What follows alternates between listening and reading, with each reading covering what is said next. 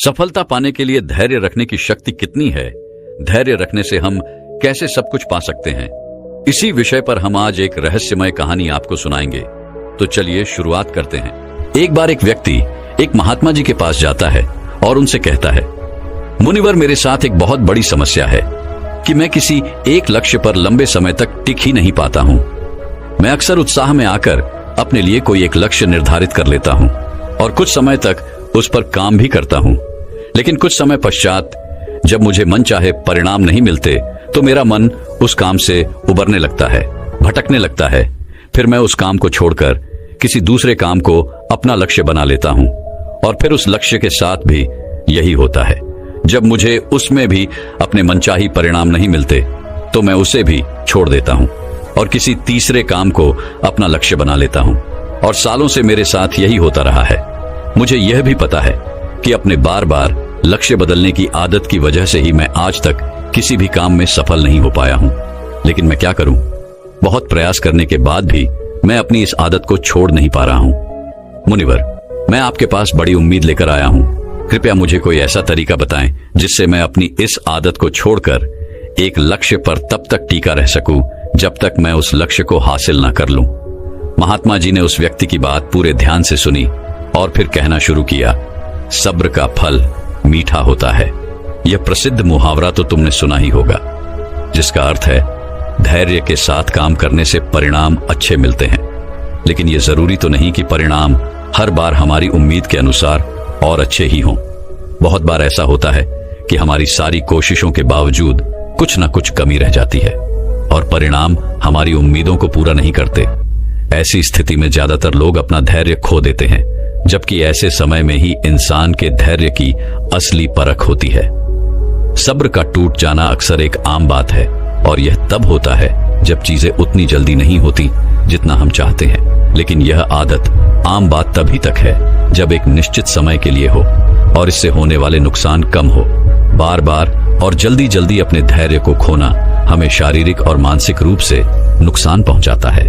साथ ही यह हमारे सामाजिक जीवन को भी बर्बाद कर सकता है, क्योंकि बार बार अपना सब्र खोने से लोगों का हम पर से विश्वास पूरी तरह खत्म हो जाता है। जाहिर सी बात है, ऐसी मानसिकता के साथ तुम अपने लक्ष्य पर केंद्रित कैसे रह पाओगे? और आज के इस भाग दौड़ भरी जिंदगी में जहां मन को भटकाने वाली इतनी सारी चीजें हैं, ऐसी स्थिति में लंबे समय तक किसी एक काम पर अपने ध्यान को लगा ही रख पाना मुश्किल होता जा रहा है। तो फिर इसका समाधान क्या है?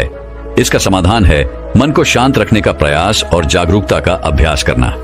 जागरूकता यानी मन को वर्तमान में स्थिर और केंद्रित रखना। वर्तमान में जो कुछ भी हो रहा है उसमें डूब जाना, खो जाना, लीन हो जाना ही जागरूकता है, ध्यान है। इसमें अतीत या भविष्य से ध्यान हटाकर पूरी तरह वर्तमान में रहना होता है और तुम जो कुछ भी कर रहे हो उसे पूरी तरह से महसूस करना है। यह एक ऐसा अभ्यास है जिसे नियमित रूप से करने से ही तुम इसे जिंदगी के हर पहलू में लागू कर सकते हो।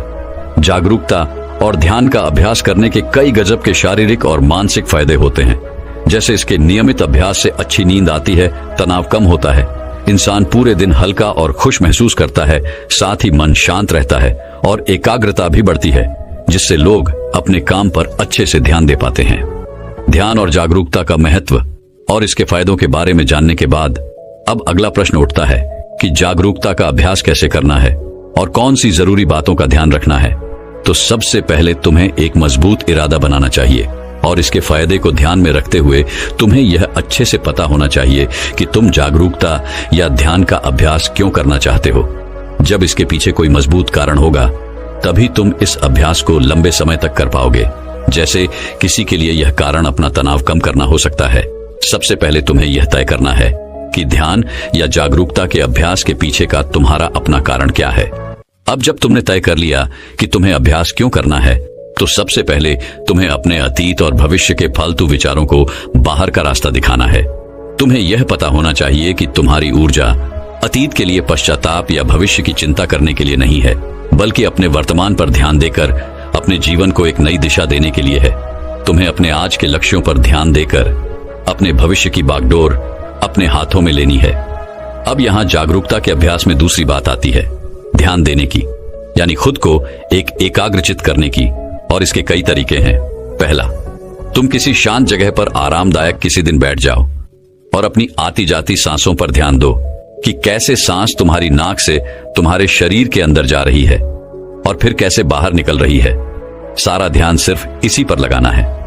दूसरा तरीका है कि तुम शांति से बैठकर अपने मन में चलने वाले विचारों पर ध्यान दे सकते हो। तुम्हें मन में चल रहे विचारों को सिर्फ देखना है, किसी भी विचार को पकड़ना नहीं है। विचार आएंगे और गायब हो जाएंगे, तुम्हें बस देखना है। सड़क के किनारे बैठे उस आदमी की तरह जो वहां से आते जाते राहगीरों को देख रहा है लेकिन किसी को रोक नहीं रहा। या कुछ लोग अपनी भगवानिया मंत्रों का जाप भी करते हैं, जिसका जहां मन लगे या जिसके लिए जो तरीका काम करे सभी सही है। पर यहां सबसे महत्वपूर्ण बात है ध्यान देने की, एकाग्रचित रहने की, फिर चाहे वो किसी भी तरीके से हो। इसी तरह जागरूकता का अभ्यास करने का एक और जबरदस्त तरीका है और वह है अभी वर्तमान में तुम्हारे आसपास जो कुछ भी हो रहा है उस पर ध्यान देना। जैसे किसी चीज की आवाज, सुगंध, हवा या फिर तुम कहीं चल रहे हो तो उसके आसपास की हर एक चीज पर बारीकी से ध्यान दो। ऐसे ही अगर कुछ खा रहे हो तो उसका स्वाद, आकार, रंग, सुगंध, हर एक चीज को देखते और महसूस करते हुए उसे खाना। इस तरह अपनी सारी इंद्रियों की मदद से जागरूकता का अभ्यास बड़े ही शानदार तरीके से किया जा सकता है। इसमें अलग से किसी शांत जगह जाने की जरूरत नहीं, बल्कि जो कुछ भी तुम कर रहे हो बस उसे महसूस करना है। अपनी जिंदगी में हर इंसान कभी ना कभी ऐसी स्थिति में जरूर पहुंचता है जहां उसे लगता है कि वह अटक चुका है, उसे आगे कोई रास्ता नजर नहीं आता, उसकी सफलता रुक सी जाती है। असल में हम कितने ही सटीक योजना क्यों न बना ले, कुछ बाहरी परिस्थितियां हमारे हाथ में नहीं होती या फिर कभी हम अपनी क्षमताओं का सही अनुमान नहीं लगा पाते और ऐसे लक्ष्य तय कर लेते हैं जो उस समय हमारे लिए हासिल कर पाना लगभग असंभव होता है। तो ऐसी स्थिति में सब कुछ छोड़ देने का मन करता है। इसी वजह से ज्यादातर लोग लक्ष्य तो निर्धारित कर लेते हैं लेकिन अपनी योजना पर लंबे समय तक काम नहीं कर पाते और हार मानकर अपना लक्ष्य बदल देते हैं या फिर योजना। जबकि बहुत बार ऐसे पलों में बस एक धक्के की जरूरत पड़ती है जो हमें फिर से उत्साहित कर सके। जब किसी काम में हमारी प्रगति हमारी उम्मीद से कम होती है या फिर नहीं होती, तब हम सबसे पहले उस काम को ही छोड़ देना चाहते हैं। यह स्वाभाविक है क्योंकि यही सबसे आसान काम लगता है उस समय। लेकिन यही बात सबसे खतरनाक भी है, क्योंकि अगर बार बार हार मान लेने की आदत पड़ गई तो फिर किसी भी काम में सफल होना तुम्हारे लिए बहुत मुश्किल हो जाएगा। ऐसी स्थिति में तुम्हें अपनी मानसिकता बदलने की जरूरत है। सबसे पहले जो हो रहा है उसका सही मूल्यांकन करना, गलतियों का पता लगाना और फिर उसके हिसाब से योजनाओं को नए तरीके से बनाने की जरूरत होती है। भविष्य की चिंता छोड़कर वर्तमान के काम पर अपना ध्यान लगाना और मन लगाकर अपने काम को पूरी जागरूकता के साथ करना तुम्हें फिर से अंदर से उत्साह से भर देगा। तुम्हें इस बात को हमेशा याद रखना है कि मुश्किलें और असफलताएं भी जिंदगी का एक हिस्सा है। यह हमें कुछ नया सिखाती है और हमारे व्यक्तित्व निर्माण में महत्वपूर्ण भूमिका निभाते हैं। अपनी मानसिकता को एक नई सोच देकर तुम सफलता के बीच में आने वाली छोटी छोटी असफलताओं को एक मौके के रूप में देख सकते हो। तुम्हें अपने अंदर एक सकारात्मक मानसिकता विकसित करनी चाहिए जो भविष्य में आने वाली चुनौतियों के लिए तुम्हें मानसिक रूप से तैयार रखिएगा।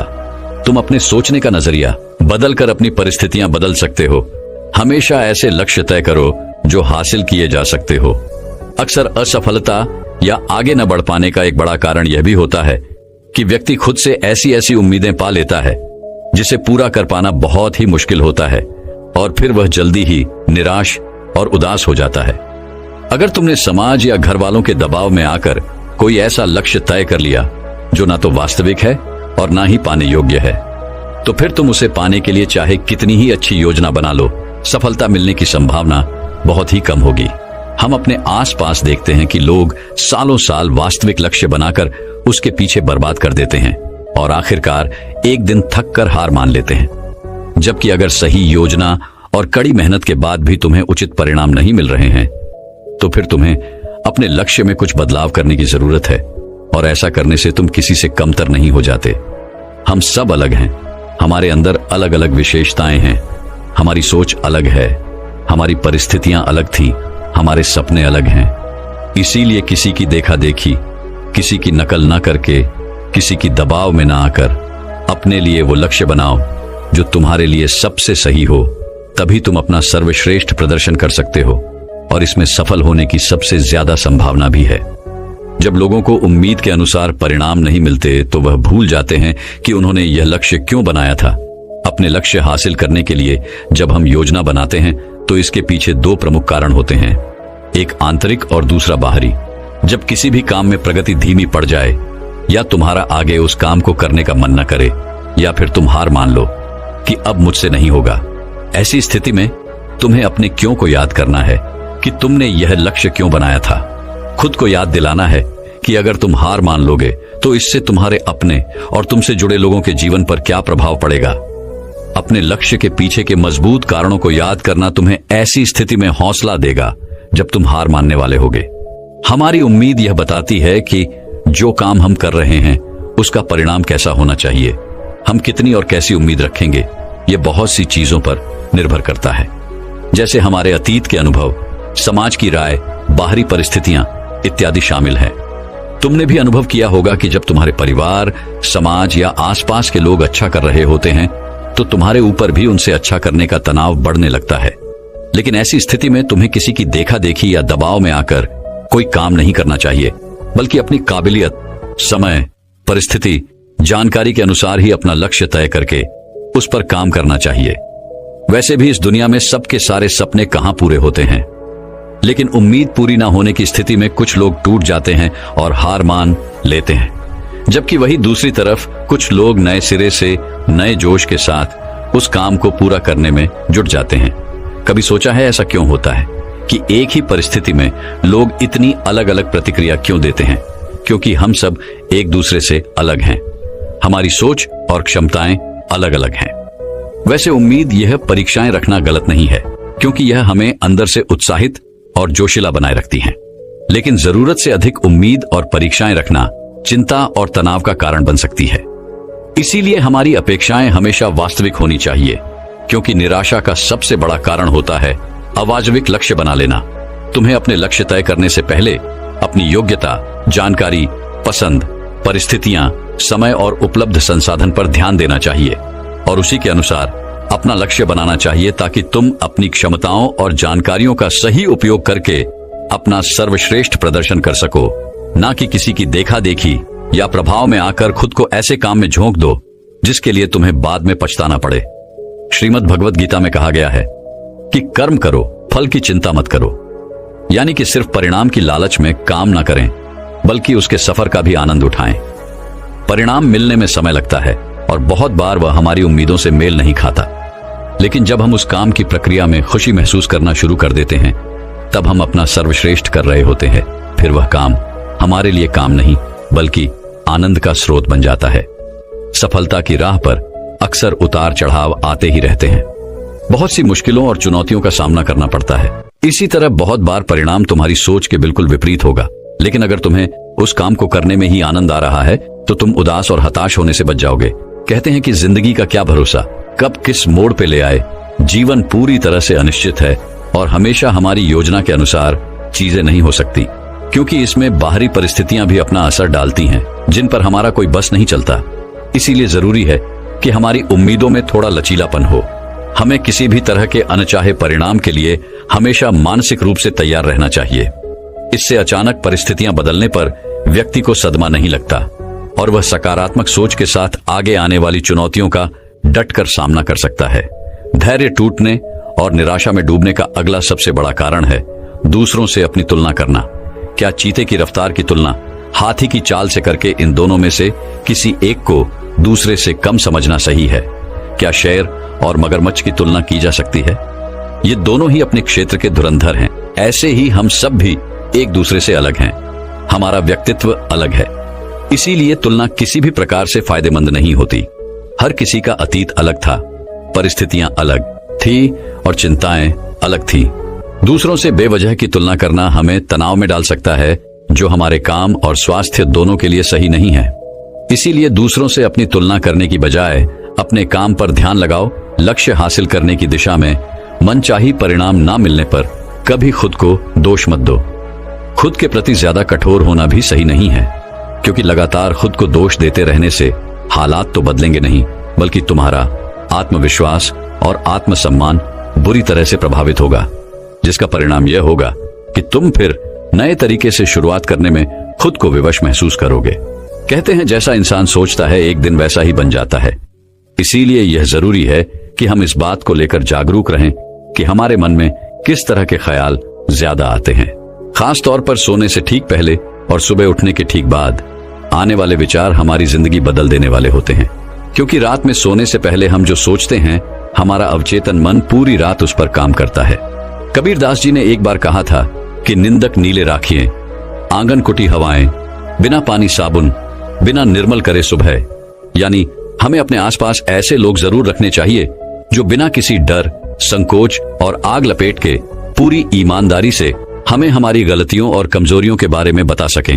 लेकिन इसमें ध्यान देने वाली बात यह है कि वो हमारे शुभ चिंतक होने चाहिए, हमें सही से समझने चाहिए, क्योंकि सिर्फ तारीफ करके अपना काम निकलवाने वाले लोग हमें गलत रास्ता दिखा सकते हैं, वहीं सिर्फ कमियां ढूंढने वाले लोग हमें निरुत्साहित कर सकते हैं।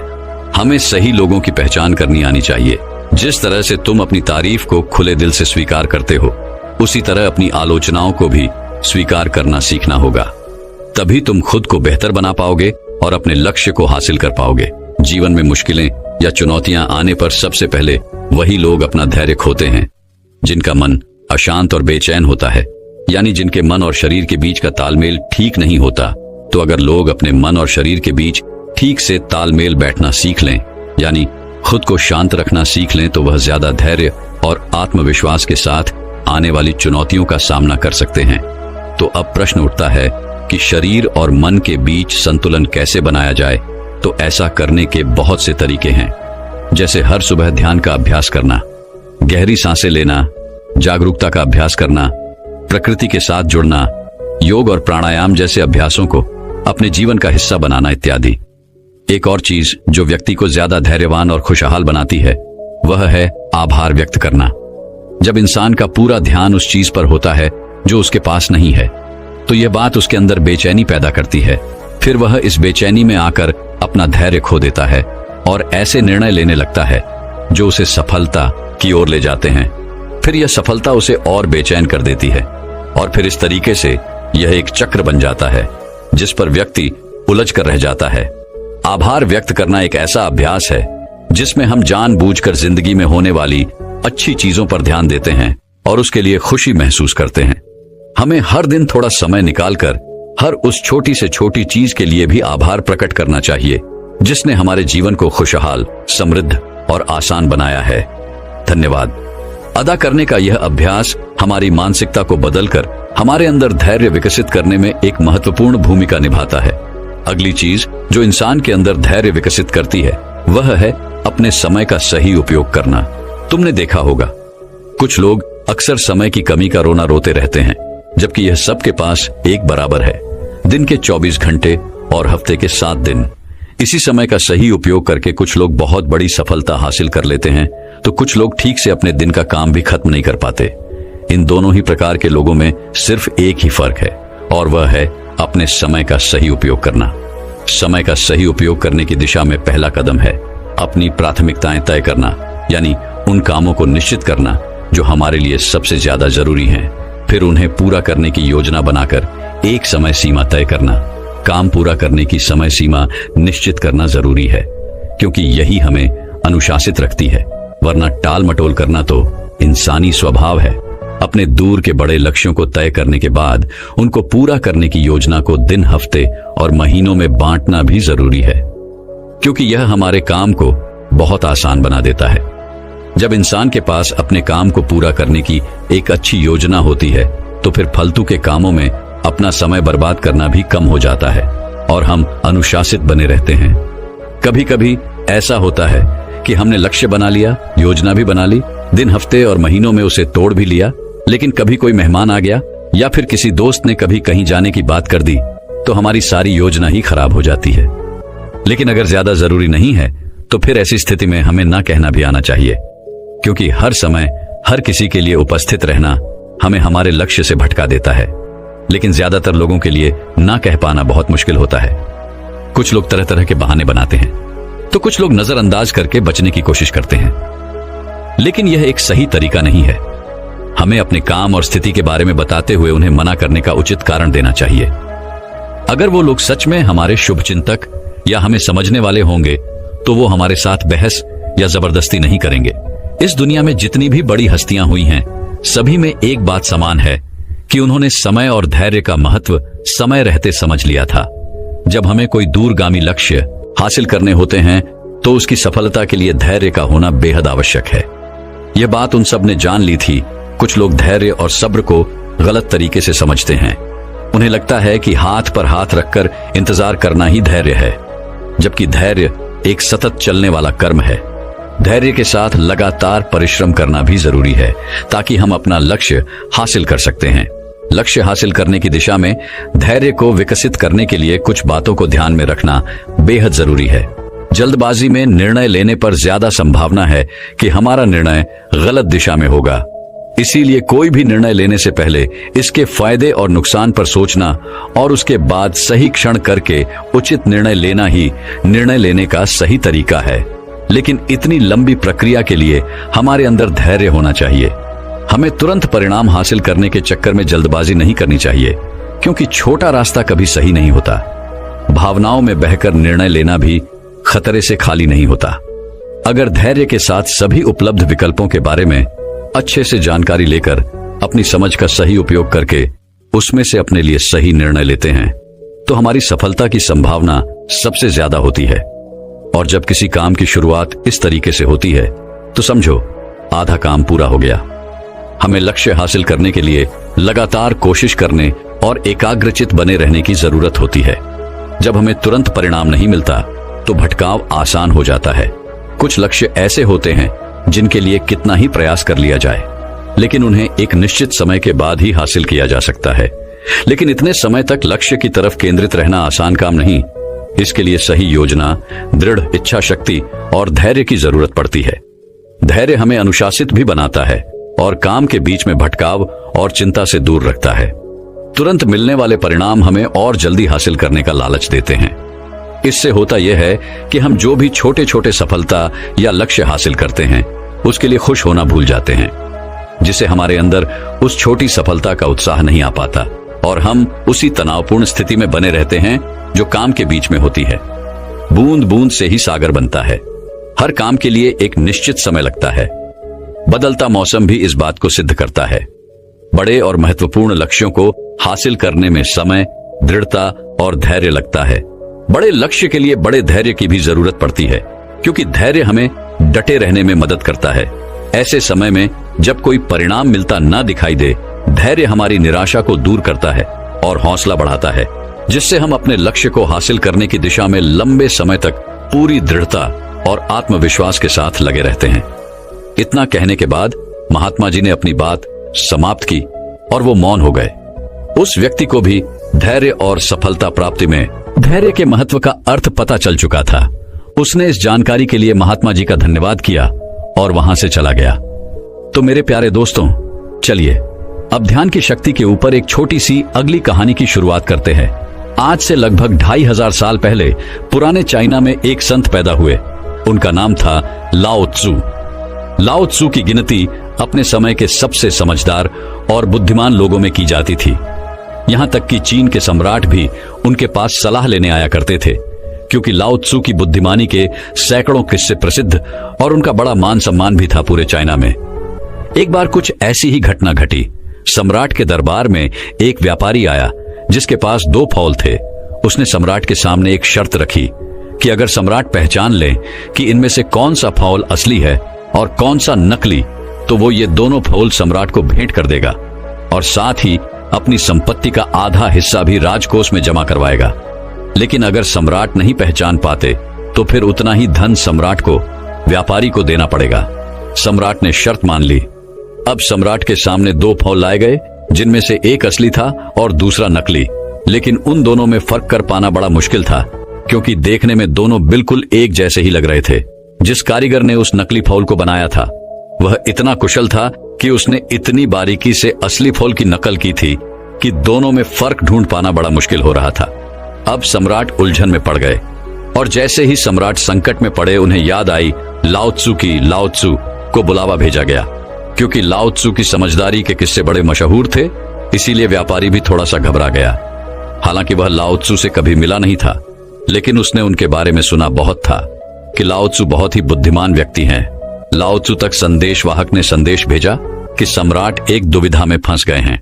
2 फूलों में पहचान करनी है, लेकिन सम्राट पहचान नहीं पा रहे हैं। फिर लाओ त्सु दरबार में पहुंचे। लाओ त्सु ने उन दोनों फूलों को बड़े ध्यान से देखा और उनमें फर्क पहचानने का प्रयास किया, लेकिन लाओ त्सु भी दुविधा में पड़ गए। वो भी थोड़ा परेशान हुए, भ्रमित हुए कि इनमें से कौन सा फल असली है और कौन सा नकली, क्योंकि देखने में दोनों फल हूबहू एक जैसे थे। लाओ त्सु को भी उनमें अंतर कर पाने में बड़ी मुश्किल हो रहा था। फिर लाओ त्सु ने व्यापारी से थोड़ा सा समय मांगा और वो टहलते हुए दरबार की खिड़की तक गए और उन्होंने उस खिड़की को खोल दिया। थोड़ी ही देर में बाहर से एक मधुमक्खी उड़ती हुई आई और वो जाकर उन दोनों फूलों में से एक के ऊपर बैठ गई, और यह देखकर लाओ त्सु के चेहरे पर एक हल्की सी मुस्कुराहट फैल गई। सम्राट समझ गए कि लाओ त्सु ने इस दुविधा का हल ढूंढ लिया है, असली फूल को पहचान लिया है। तभी लाओ त्सु ने कहा कि बाएं हाथ की तरफ रखा हुआ जो फूल है वो असली है और दाहिने हाथ की तरफ रखा हुआ फूल नकली है। व्यापारी बड़ा हैरान हुआ, क्योंकि वह भी कभी कभी बीच बीच में यह भूल जाता था कि कौन सा फूल असली है और कौन सा नकली। उसे भी याद रखने में बड़ी परेशानी होती थी। उसने आश्चर्यचकित होकर लाओ त्सु से पूछा कि आपने पहचाना कैसे? लाओ त्सु ने कहा कि मनुष्य की आंखों को धोखा दिया जा सकता है, लेकिन इस प्रकृति को धोखा नहीं दिया जा सकता। इन फूलों को देखकर इंसान भले ही अपनी आंखों के कारण धोखे में पड़ जाए, लेकिन एक मधुमक्खी को धोखा नहीं दिया जा सकता। मधुमक्खी आकर हमेशा एक असली फूल पर ही बैठेगी। तो यह थी एक छोटी सी कहानी लाओ त्सु की बुद्धिमत्ता के बारे में। यह कहानी हमें सिखाती है कि अगर हम ध्यान दें तो हमारे आसपास ही बड़ी से बड़ी समस्याओं का समाधान छुपा होता है। दोस्तों, मैं उम्मीद करता हूं कि यह कहानी सुनने से आपके जीवन में अच्छे बदलाव आए होंगे। आपको इस वीडियो से क्या सीखने मिला ये कमेंट करके जरूर बताएं और अपने परिवार, दोस्तों या आपके करीबी इंसान के साथ ये कहानी शेयर करके उन्हें भी इस ज्ञान से परिचित करवाएं। बाकी अगर आपको यह वीडियो दिल से अच्छी लगी हो तभी इस वीडियो को लाइक कर देना, और आपने अब तक इस चैनल को सब्सक्राइब न किया हो तो चैनल को सब्सक्राइब भी जरूर कर देना। आपका हर दिन शुभ हो और खुशियों से आपका जीवन भरा रहे। धन्यवाद। नमो बुद्धाय।